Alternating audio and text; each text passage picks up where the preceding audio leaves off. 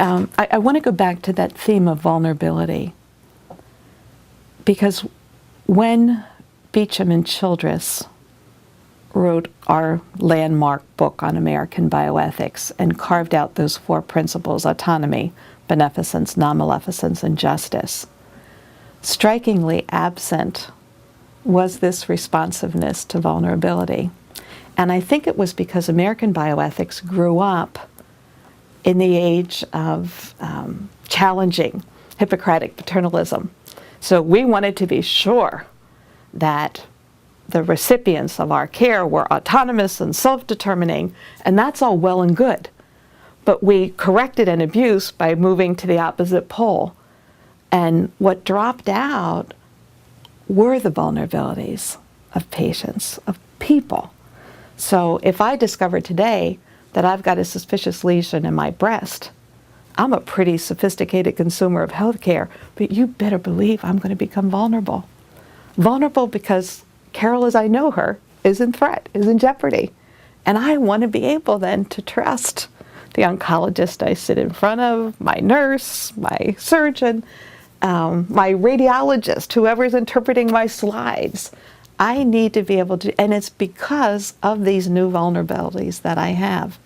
And I just think that's a perspective that we're in danger of losing.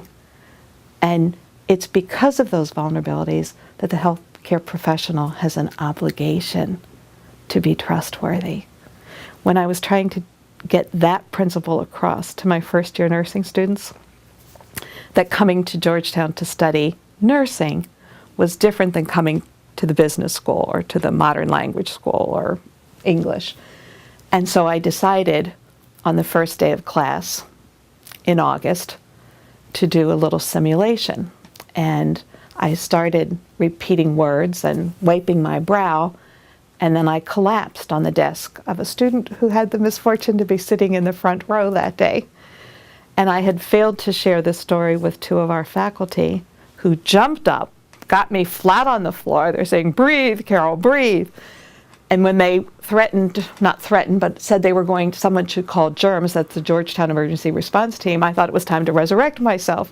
And to the wide-eyed amazement of my students, I stood up and I said, at the moment I get wheeled into our emergency room, I don't have the luxury to say, I hope Beverly doesn't get me because we all know what a dud she is. I hope Cindy's on today.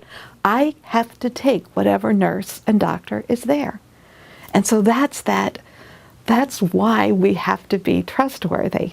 And it's not, we can each do it our own way. There are standards and ethical, non-negotiable ethical requirements that obligate all of us.